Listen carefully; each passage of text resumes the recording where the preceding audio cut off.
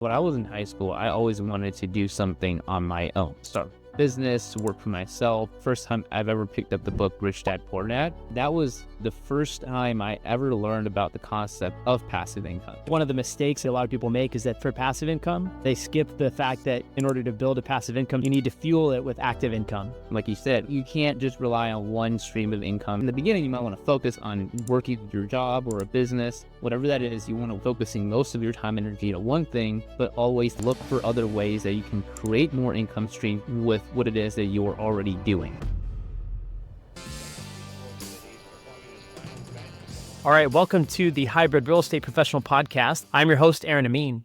My wife and I built a portfolio of 8 cash flowing rental properties across 3 states in 3 years, all while working full time and raising 3 young kids. But today is not about me, it is about our special guest, Mr. Kobe Zinn. At just 23 years old, Kobe has built an international real estate organization with over 70 agents across 22 states, all without ever closing a single deal himself. He got his real estate license at age 18, and within a year, he was ranked in the top 3% of influencers at eXp Realty out of 90,000 agents. In this episode, we'll dive into how Kobe built a thriving team without selling a single property, his insights on real estate leadership, and the mindset shifts that have fueled his rapid success so far.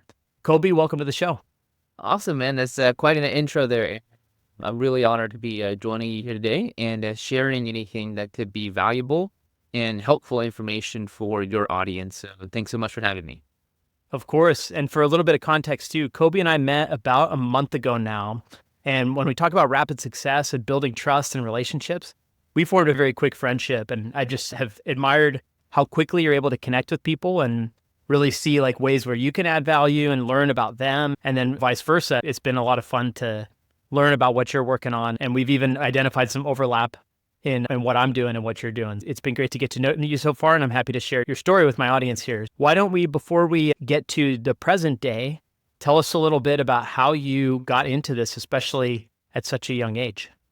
Yeah, for sure, man. It's been great knowing you and your wife, Andrea, as well. You guys are really crushing it in the real estate investing space and doing much more than I think people even realize that could possibly be done in real estate investing with full-time jobs, essentially, along with that. So that's props to you as well, man. But yeah, a little bit about me getting started in real estate. So like you mentioned, Aaron, I started out in real estate at 18 years old. So that's 5 years from this current day we're doing this podcast right now. So I'm 23.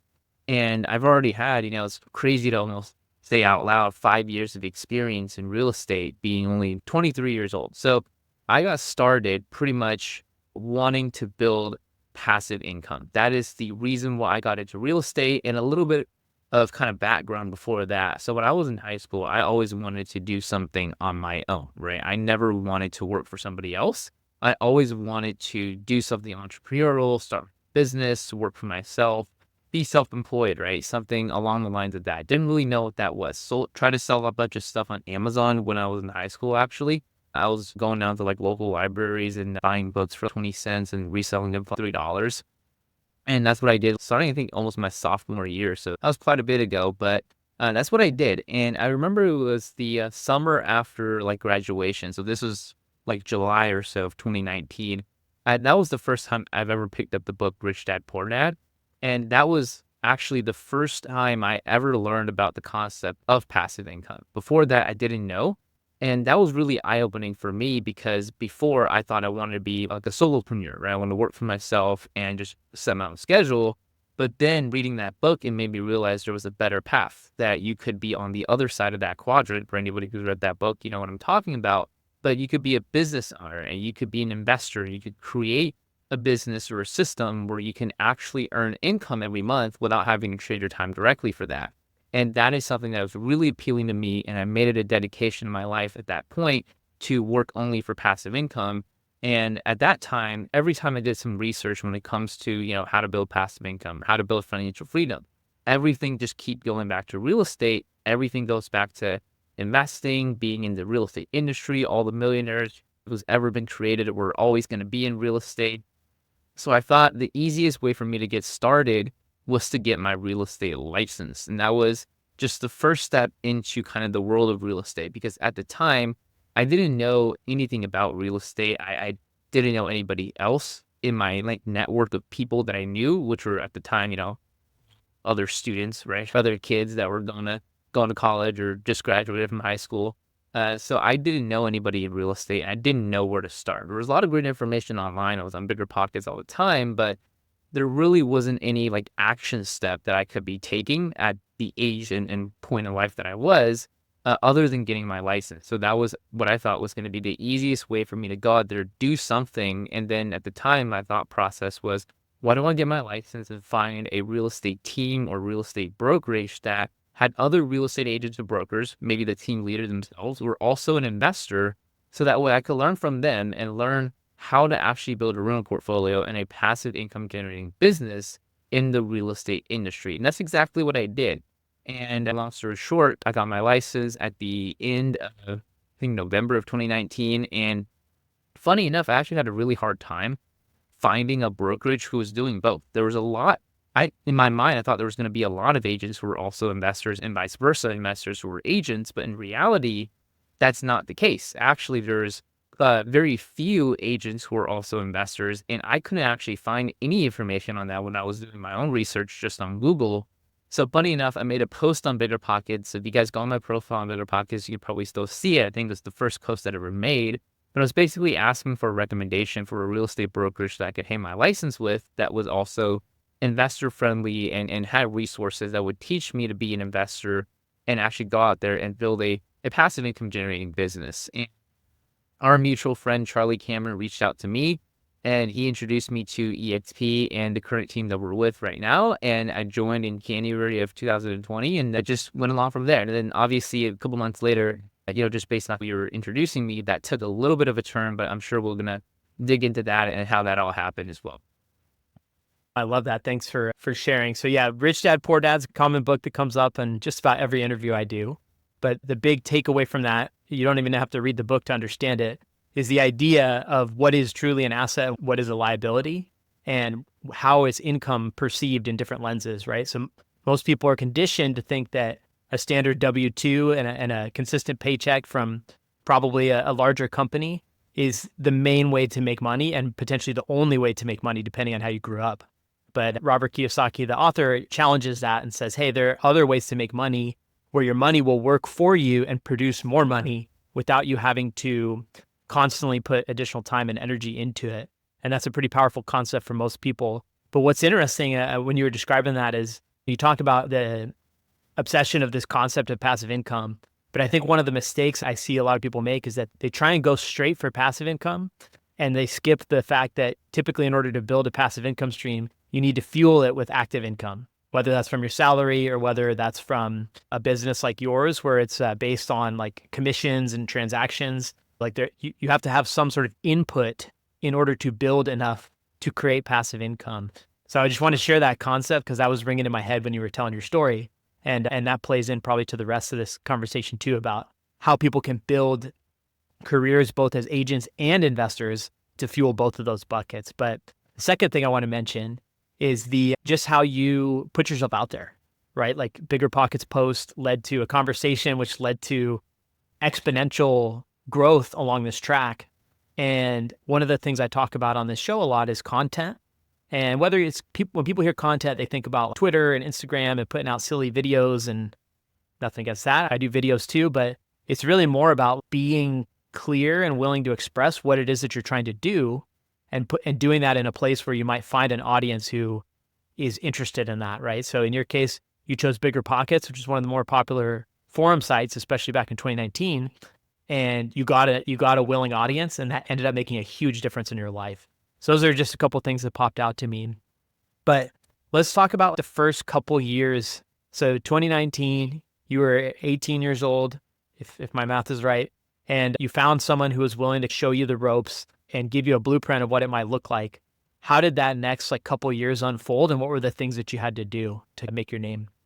Yeah, so it's really interesting because almost like thinking back, it was such a difference from like 2020 to now than like the previous, 18 years of my life, that it almost went by so fast. But it was also like, now thinking back, it's been 5 years since I started. So basically when I first got started in real estate, when like January 2020, got my license, I had a goal of working with other investor agents. So people who are doing both, licensed agents who are doing deals on the listing and transaction side, but also doing deals on the investing side. A different agent in our team, and agent you've met as well, Chris Bounds, was running a very active flipping business at the time. And he was actually looking for what's called in the industry an ISA, an inside sales agent. So somebody to basically take the calls and make the phone calls to potential home sellers that were possibly looking to sell their home. And being a licensed agent and also an investor, we had multiple options for them. So we could list it for them as the agent on the market.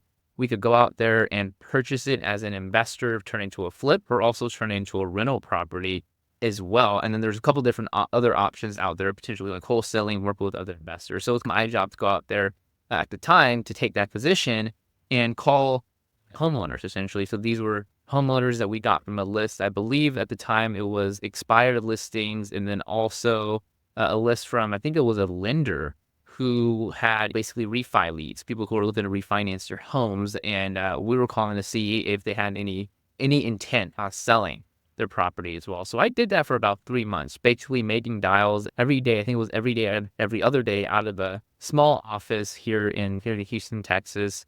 And I was doing that for an investor. Now, it's the role that I was hoping to be in as well, because I wanted to learn what is it that you could do in the real estate industry to build a business, to be an agent, but also be an investor. How do you do it at the same time? And that was such a great example of that, because what do you do as an investor? You want to go out there and try to prospect for properties and talk to homeowners so that you can buy these properties and turn them into rentals.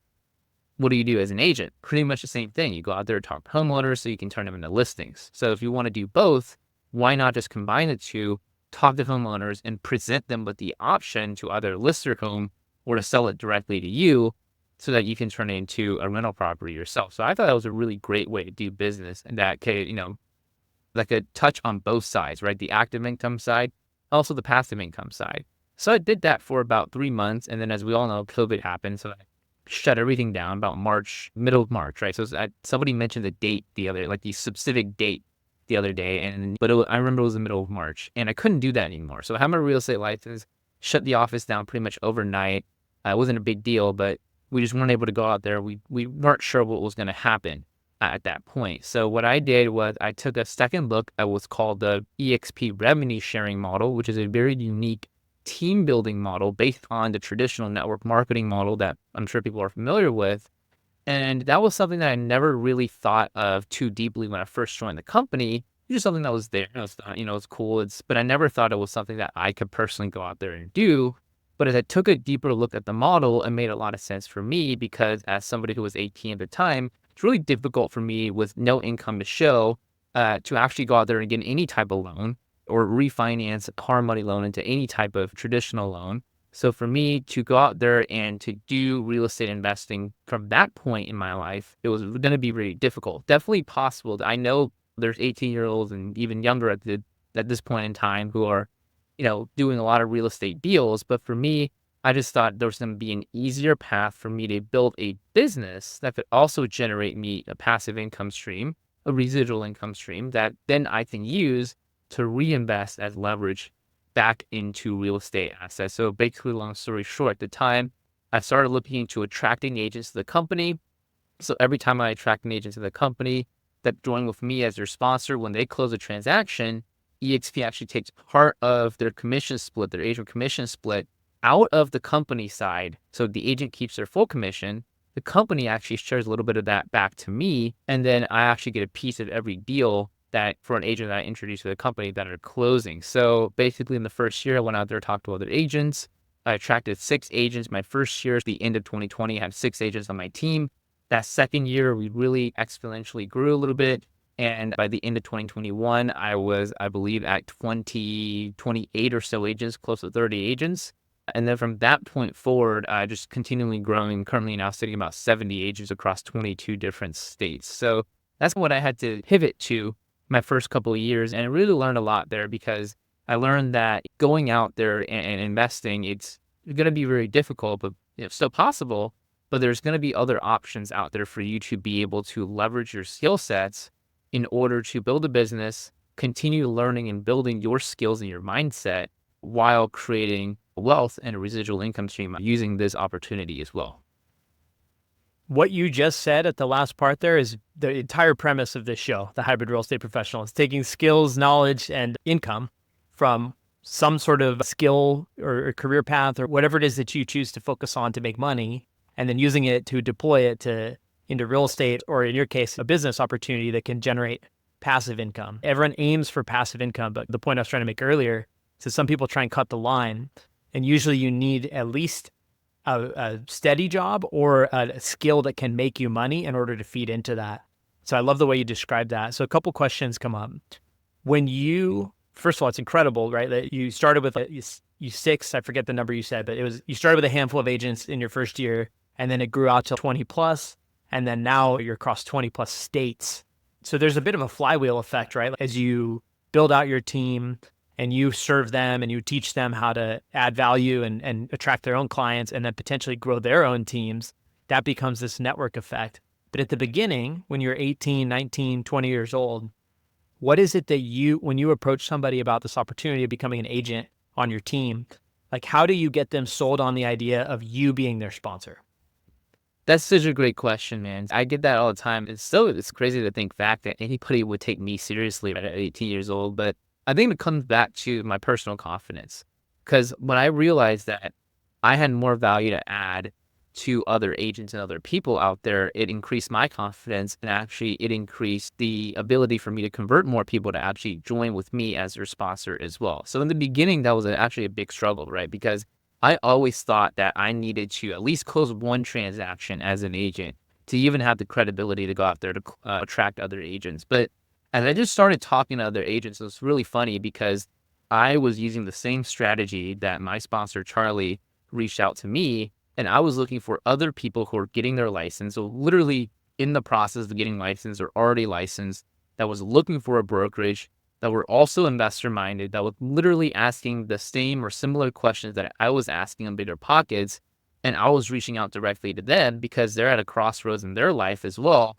And they need a place to hang their real estate license. So I just offered, my advice and offered what I did. And I basically said, hey, a couple of months ago, I was in a very similar position as yourself. This is the decision that I made. I'll be really happy to share with you why that is, if you're open to that.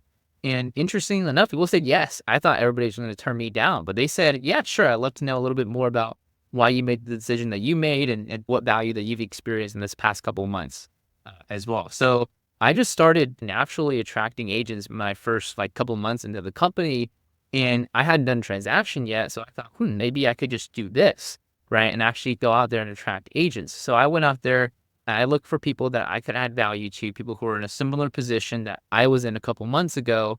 And that was how I got my first 6 agents. So I went into Bigger Pockets. I also went into different Facebook groups, a lot of new agent Facebook groups out there, different agents getting their license and asking these questions. And I was able to offer them my advice on what it is that I did and the value that I was receiving as well. So just sharing genuinely on what it is that my experience was. Now, the other part of that is because this is a 7-tiered business model, I did have the opportunity to share and to really grandfather in a lot of the value that was offered me and use that as an additional attraction tool to offer other agents that I was talking to as well. So a lot of the agents in our quote unquote 7-tier upline has created additional resources that I had access to for free, and that also I could offer to other agents as an additional benefit to join EXP with me as their sponsor is another agent maybe that they knew at the company as well. So I was able to leverage my business partners in order to do this. And that's, I think, the beauty of this model that not a lot of people understand is that when you first get started, this is really something that you build with somebody who is much more experienced, much more credible alongside you, instead of having to try to go out there and do this on your own, which I didn't do. And really up until I think more or less on my own, it still isn't on my own. I'm still working with a certain aspect with other agents until last year, right? Which is about 4 years into me actually building this. So that's really what I did in the beginning, was just understanding where I can come in and offer agents value and leveraging the existing value that I was able to give to other agents from my business partners as well. Yeah, no, that's fascinating because I think just zooming out even a click, right? Like a lot of people, and especially folks who start as real estate investors, one of the first questions they ask is, should I get my license? but they ask it oftentimes from a place of just like assuming that's a good idea. They haven't necessarily identified a brokerage or a sponsor or someone that they want to work with or add value to in exchange for some type of mentorship. And that's such an important piece, right? So you're part of a network. Within that network, there are individual people that you've built relationships with that sponsored you and helped develop you. And each one of those people brings a different skill set or network or whatever it is to the table. And by seeking out specific people that you're attracted to because of what they've been able to do, it gives a purpose to your license versus just going to get a license so that you can access the MLS in your local market, which again, I think I'm just challenging the assumption that I hear a lot of people have, which is let me just go get my license because I'm supposed to, or I think it'll help me, but I don't know how. Like you want to find and pair up with people who can show you how to leverage that for some sort of benefit, not only for yourself, but for the people that you serve, whether that's clients or other investors, family, whatever. And I'll parlay this into, you've been talking to my wife. She's in the process of getting her license, and quite possibly by the time this is recorded, she'll have it. And we've had a couple long conversations with you about what it would look like and how do we best leverage this. We're already investors. We've been investing for 6 years. We've owned real estate for 8 years, and we're invested across all these different states. We're involved in residential assisted living. There's all these loose threads, and until we started having more conversations about what would it actually look like to use a license, it was what I was talking about. It felt like you're in the wild. Okay, I got this license. What do I do with it? But you started helping us see some of the common threads, like referrals, business that's within network, like of people that you already know, instead of having to go cold call and door knock, right? Like there are different ways to leverage a license. So with all that said and all that context, what are some of the best ways when you're talking to an investor who's interested in maybe getting their license or seeing if it's worth it? What are some of the low-hanging fruit or kind of obvious ways to leverage your license that people might not think of naturally? Today's episode is brought to you by the Remote Real Estate Academy, the community I launched last year where I personally coach investors and empower them to buy rental properties anywhere in the United States. My business partner Nathan and I have a collective 15 years experience with over 20 cash flowing out-of-state rental properties. We provide a step-by-step playbook on how you can build your own portfolio and start accessing the life-changing benefits of real estate investing starting today. Go to remoterealestateacademy.com for more info, or better yet, shoot me an email at aaron@aaronamin.com with subject line RREA, and I'll throw in a special bonus for podcast listeners who join the Academy. Now let's get to the show. Yeah, so that's a great question. And I love the point that you brought up there as well, which is investors ask the question of, should I get my real estate license? And there's never really a good answer on if the answer was yes, what they're actually going to use that license for, where that value of having a real estate license comes in. And there's really not a lot of that because, again, like I mentioned earlier in the show, it seems to me that the worlds of real estate agent and real estate investors always been very separate, right? Investors are investor minded and agents are very agent minded, but we're in a unique position as far as the team and the community that I'm with, in that we are both, right? We're doing the agent side of the business and also the investor side of the business, and have found ways to leverage your license as an investor in order to actually generate more income to your business so that you can reinvest back into real estate portfolio as well. So that's, I think, what all real estate investors want, is they're actually having more income streams in order to grow their rental portfolio as well. So couple different ways that you can use your license, right? So one thing that you mentioned there was referrals. That's the number one most important, easiest way for a real estate investor to use their real estate license. And I've talked to a lot of real estate agents and investors who don't even know this, but according to the law, and this is, I'm pretty sure, across the board in all 50 states, at least here in the US, you are not eligible to receive a referral of a real estate transaction from another real estate agent unless you are also licensed. So that means that if you had, let's just say, somebody who was selling their house and they came to you and you happen to know another real estate agent, which most investors do, and you said, hey, you should go talk to Susan, she's a great real estate agent and she's going to help you sell your house. And then you introduce them and they sold the house. John or Susan, the agent you introduced them to, made a commission. What do you get? Maybe a gift card, maybe a Starbucks coffee, or maybe it's just a thank you text, right? And there's nothing wrong with that, right? And this good show of appreciative gesture But what you could have received was actually 25% or more of that agent's commission if you actually went out there and got your license. So if you ended up doing that, then that makes you eligible to actually get a referral from that closing. So as an investor who has a network of other agents, I'm sure there's investors who do this differently. Some people will go directly on the MLS. There's investors who prospect for sellers to try to buy their homes off market. On that side of things, if you're talking to a lot of homeowners who are maybe looking to sell their home and you're approaching them off market, so off the MLS, they're most likely going to be motivated sellers. But as an investor, you have your own buy box. You're not going to buy everything. So there's going to be very motivated sellers that you're going to come across that you just can't buy their property, whether if there's not enough equity in there, if it just doesn't work for you, right? Whatever that is, right? Because you're going to have your numbers and you're going to want to and need to stick to those numbers in order to make sure that it's a good investment. So what happens when you are an investor, you come across an off-market property of a seller that is really motivated to sell, but you can't buy? What happens? You usually throw that deal away, introduce it to somebody else, get nothing out of it. So if you're licensed, instead of getting nothing out of it, what you can do is introduce that seller to your preferred agent and collect a referral commission on there. And really, you didn't have to do any work because this is something you're already doing. And you just made the introduction to an agent, maybe check up on the transaction right during the actual deal ever so often. But other than that, when that agent closes the deal, you receive the referral commission and boom, you're done.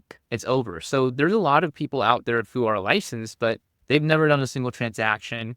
They don't plan on doing any transactions, but because they have a huge network of people, have built a business specifically based around introducing homeowners to qualified full-time agents.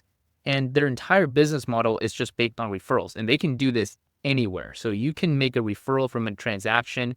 If you're licensed here in the state of Texas and you know somebody who is selling their home in the state of Massachusetts, and they know an agent, and you know an agent there that you can introduce them to, you're eligible to receive a referral even across state lines as well. So I will say that's the first most important, easiest way for a real estate investor to get licensed and leverage that license for additional value. Now, the second way, and the second reason why I think a lot of investors are getting licensed and why a lot of investors who have these dormant licenses, right, they weren't really using them, have actually now began to reactivate their licenses is actually because, interestingly enough, of EXP, the brokerage, and the revenue share model that we have as an opportunity to earn an additional income stream.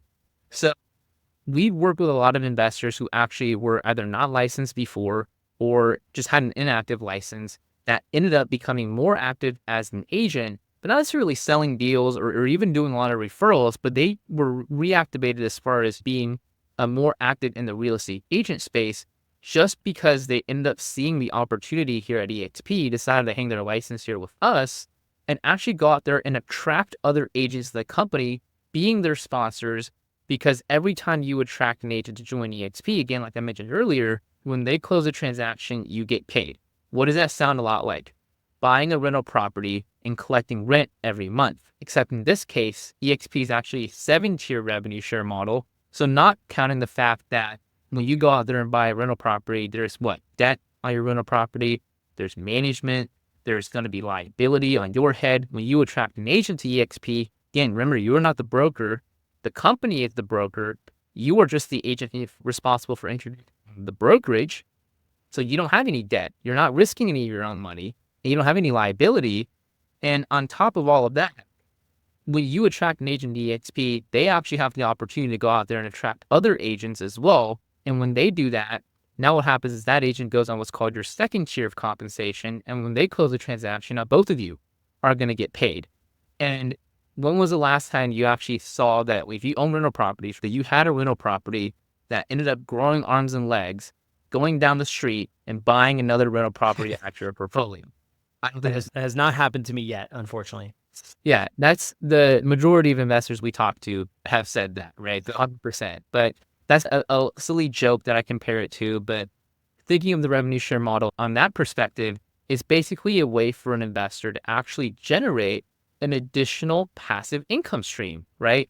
It's not the investing income, right? So you look at the wealth quadrant, the cash flow quadrant. This is on the B quadrant. This is the business quadrant, not the I quadrant where you're trading money for money. This is where you're building a system at leveraging other people's efforts for money as well. So this is another passive income stream, and a lot of investors really like this model because what do they know, right? They know a lot of agents, and again, you can attract agents through this EXP model across all 50 states and now actually 30 different countries outside of the US as well, and continue to grow on the international side.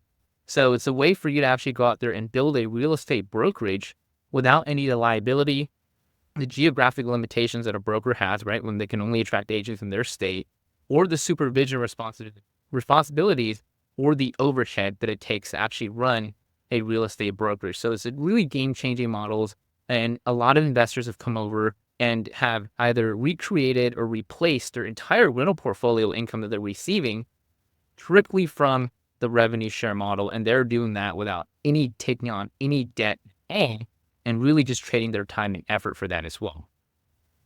Time, effort, and then of course willingness to go out and make connections and build relationships, right? Because at the end of the day, like you said, you're leveraging the ability to turn those relationships into, people, provide an opportunity to them so that they go out and start building their own book of business and then potentially start building their own team. And so it is a truly network driven business model, but you get leverage on your own time, you get leverage on their efforts and their time, and it just builds from there. I really like that, and especially the analogy of your rental property is not going to multiply itself, but in theory, if you are good at attracting a high caliber, the type of person that can succeed as an agent, and you groom them and give them the tools, not only within the network of EXP, but also just whatever value that you have to provide to them about how to succeed, then that multiplies too. And yeah, there's very few types of leverage that are more powerful than human leverage and labor leverage, I think they call it. But no, it's really cool. And then the second piece, just to double back, you're talking about referrals. That's the true low hanging fruit. Because like you said, most investors that I know have networks beyond just their local market. People are in all sorts of different online Facebook groups, communities, school groups, masterminds, what have you. And people are spread all over the country. If you have a license and you're able to see that, hey, this person's either they're moving or maybe they're going to invest in this new market, and I happen to know somebody there, instead of getting that $5 Starbucks card at December to buy your next coffee, I don't even know if $5 can buy your next coffee, but instead of that $5 Starbucks card, you could get a 20% of the commission that you're enabling. And then the last piece of that, right, is that it's not like you're taking money from people. You are serving them a lead, which would probably not otherwise have ended up at their door, and they're getting 80% of what would have been nothing, now is something, and you're getting 20 to 25% of that as a reward for that effort. And there's just a lot of win scenarios there. I think sometimes it's like when you talk about stacking money or like leveraging other people, it can sound opportunistic, but really you're engineering it sounds to me like win situations across the board if you do it right. Am I thinking of that correctly? Absolutely. And you can talk to any real estate agent out there, and not a single one is going to say no to a referral, right? Not a single real estate agent is going to say no to giving up 25% of their commission to a referral of a lead, a transaction, basically somebody ready to buy or sell that they didn't know before, because that is essentially a free lead because they're not paying for it up front. They're only paying, remember, they only pay you the referral if they close the transaction. It's at no cost to them. It's really a partnership between you, who's serving them up the lead, and the agent who's actually going to go out there and execute on that and close the transaction as well. So it's a truly, there's no stealing money if you think about it, because agents are flocking to investors already looking for referrals. So why not monetize that? Yeah, and you could even spend some time. Let's say you got your license and you're trying to build out your own network of referral partners and potentially attract other agents too. Like you can spend some time, as you would in any endeavor, business development, and try and reach out to different agents, look up high performing agents in different markets across the country, and think of like, where do I know people that might be investing in those markets, and build a little Rolodex of your own so that when you do meet people we live in Houston, right? So I'm sure we already a ton of agents that would gladly help people out if they were moving to or investing in Houston. But you could do the same thing in a few different markets across the country, especially popular markets. And if you're focused on investors, there's probably 5 to maybe 10 markets that most investors at least think about. If you have that Rolodex, then you can start serving people that way. You help them out by shortcutting, their need to go and vet and qualify these people. And you're potentially getting, something in return for all that effort. So there are ways to build out your own value chain, if you will. And this could be, like you said, it's a supplement. If you own rental properties and you have a W-2 job, like that's the playbook we're running, this is something you could additionally layer on top of that. Every additional income stream that you boot up and every additional piece of leverage you put on your own time and your own skills is something that de-risks and it makes you less dependent on your single W-2 salary or your rental income stream. It de-risks and removes the dependency on those things so that you can breathe a little easier and just focus on living your life. And if you put in some effort now and you play that out, you've been doing it 5 years, you're 23 years old, 10 years from now, 33, God knows, right? Like what that network might look like. And that's without you having started your own real estate investing journey just yet, like with your own rentals and all that. So you build out this one income stream and it can then fuel and seed all these other ones in the future. It's such a cool idea. And honestly, one that I hadn't thought much about until I had the pleasure of meeting you. So I appreciate you opening my eyes to that. Yeah, absolutely, man. I mean, it's a crazy, crazy thing that you have the opportunity now in the real estate industry to do this. And so many investors they understand the power of having multiple streams of income. Because if you have one stream of income, even though it might be doing great, it could go away overnight. I mean, it's not likely that real estate is going to go away as an industry overnight, but you never know what can happen. You never know what the market's going to do. And, if it's going to go up or down or crash or sideways or diagonal. So why not have multiple streams of income that can supplement your life? Because if one does go away or slow down or dry up, you're still going to have other streams that are going to be feeding you. So that way you're not left with nothing or only left with your W-2 income if that is something that you're already currently doing.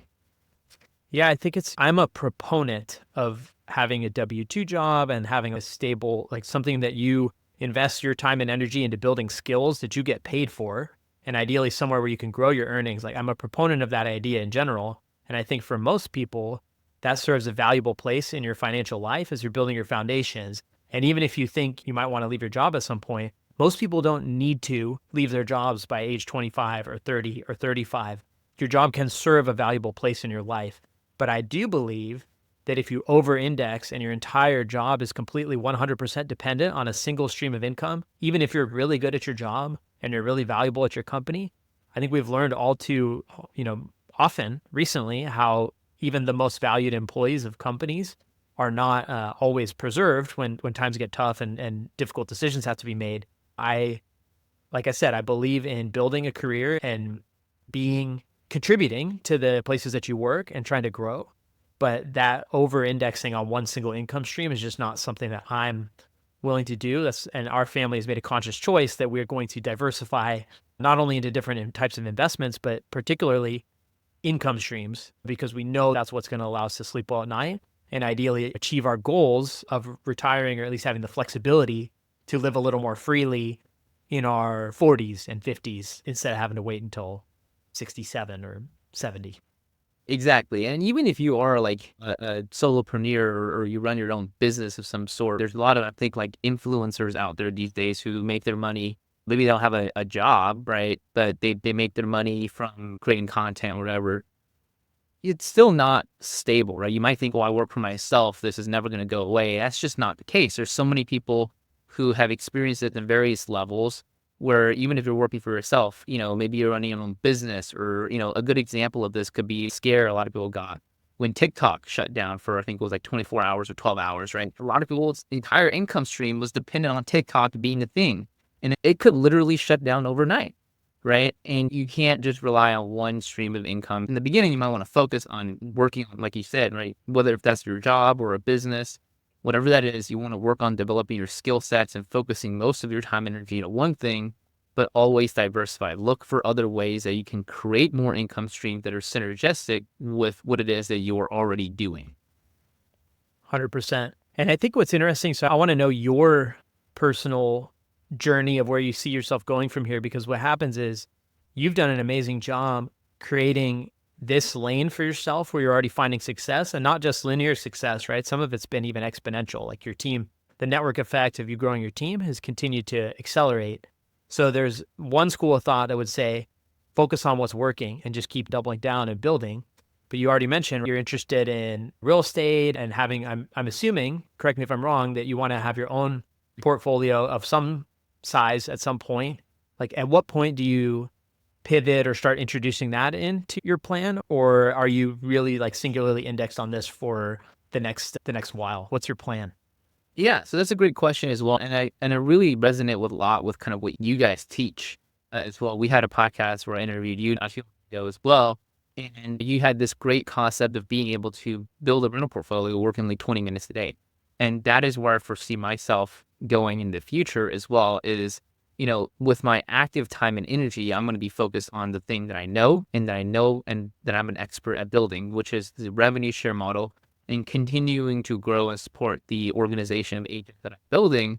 But for a little bit of time, when I have enough income coming in to work on building a passive income stream by leveraging mostly my money instead of my time to create that income stream. So that's where that comes in. And then basically, as any business, I think, stabilizes, you're going to have more time on the table to create other income streams with your time.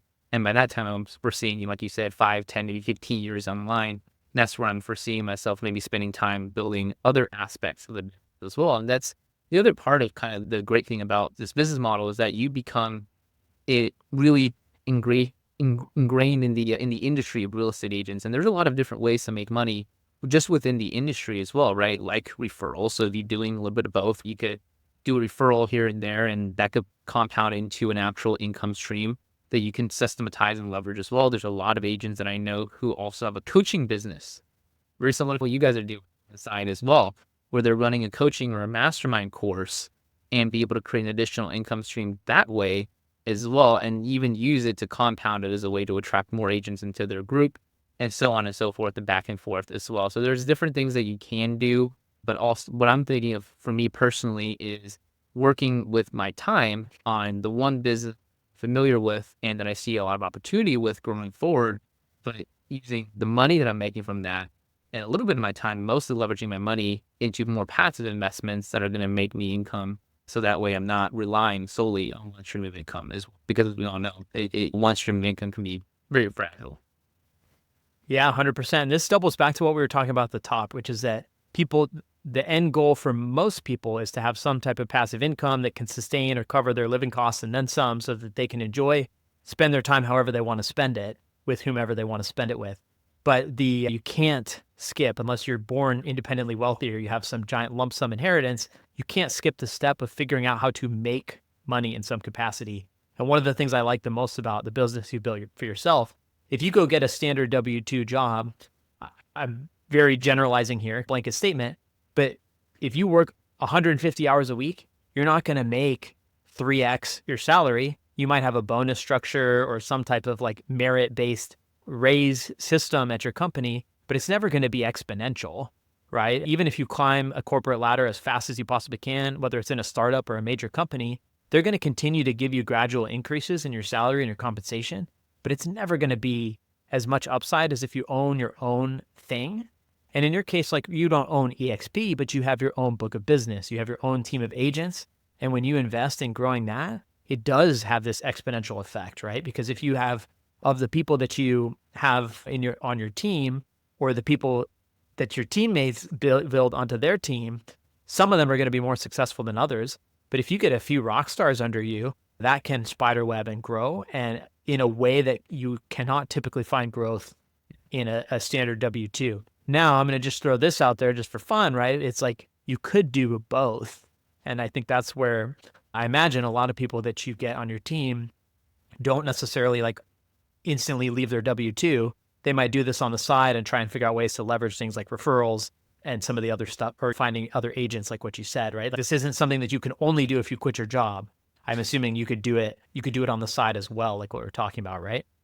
Absolutely. Funny story as well that you mentioned that. So when I first got started, I was quote unquote part-time, so doing school, like college school. So just doing it on Zoom. But again, this is something like a lot of agents, right? They see their full-time job as selling real estate.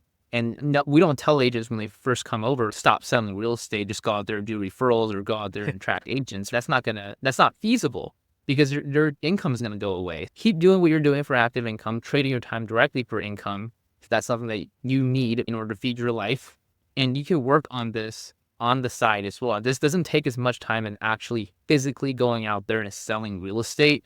This is something that you can do over Zoom This is something you can do remotely as well. When you talk to other agents, there's not as much of transaction management and paperwork and all of that nuance involved as well. When you're talking to agents, eXp has a great system to help you onboard agents. And we have a few mutual friends, right? The financial firefighter, Mark, he not leaving his W-2 job, and nobody's telling him to leave his W-2 job either, but he's able to leverage his license, come over to eXp, and to do referrals as well as attract agents as well. This is definitely something you can do on the side because, again, this is not something that you foresee yourself doing forever. I love that you mentioned that the power of the model is that eventually you're building yourself an exit. You're building yourself an exit, but also it's going to continue growing. This business is a self-growing business, self-managed business if you build it correctly. And that is what's the beauty behind it as well, because it's not a business where even just comparing it to simply selling real estate as an agent, and any other brokerage out there that doesn't have this model, it's very difficult to build a business where you can actually remove yourself from it eventually. Whenever you're starting out into a new business venture, I would always want to ask myself, what is the exit, right? Because you're going to have your full-time W-2 or your full-time traded active income, but you can't possibly have multiple of these time traded income streams and be able to, have your sanity at it as well. So when you're building another business, always think about what is the exit, right? And I think that's where that's the main question a lot of startups ask, right? Like, what's the exit? Are we going to sell this? Is it going to be, publicly traded? What's the exit, right? What's the end goal? And I don't think a lot of people ask that question enough when they're starting into a business venture. And that's the beauty of the revenue share scheme model, is that the exit is built in. That's the nature of the model, is that you are essentially the correct way to build this is you will one day become insignificant to the growth and the income generation activities of your business. And to double down on that, the default exit for people, if they work a W-2 at a big company and maybe they move around a couple different companies across their life, is a retirement at or after 65. That's the default exit. So if you want anything other than that, you have to do something other than that. Doesn't mean you don't do that at all, but like you said, there's only so many ways you can trade your time. And if you can find one of these things to do this in the 20 minutes a day, a couple hours a week, go out to networking events and try and slowly build a book of business, you don't have to do it all overnight. But over the course of 5 years, look what you did, coming with very little background in this. So some of the people that are listening to this are investors, or they have some kind of base of a network. Imagine how you could potentially work, win-win situations within that network that you already have, in addition to what you're already doing without that much additional effort. So I think that's a really cool food for thought, and I want to leave people with that. And where can they find you if they want to learn more about this business model, more about your story, or just generally inquire about anything they heard? Yeah, absolutely, man. Thanks so much for having me again. If you guys want to learn a little bit more about what I do, you guys can go into my Instagram, just KobeXin, KOBEXIN_. That's probably where the best place to find me. I'm also pretty active on LinkedIn as well, and then just my first and last name, and also Facebook. Just look up my name. I need this platform, this YouTube as well. I've, like I mentioned earlier, my own podcast. If you guys want to learn a little bit more about if you're an investor that's getting licensed, or if you are already licensed and you are interested in learning a little bit more about this business model and taking advantage of this opportunity, actually just reach out to Aaron. So Aaron is going to be able to make the introduction to me, and we're going to have a conversation at that point about how you can actually work with both of us, myself, Aaron, and also his wife, Andrea, as well, on this, and how we can provide stacked additional value to you all 100% free.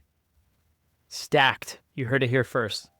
Thanks so much for coming on, man. I had a blast, and we'll have to do it again real soon. Absolutely, man. Thanks so much. Thanks. Thank you for making it to the end of today's episode. As you may know, podcasts are very difficult to grow organically. If you're getting value from today's episode, I'd deeply appreciate if you can take 30 seconds to leave my show a 5-star rating and review. This will go a long way to help me reach more listeners just like you. Thank you so much in advance.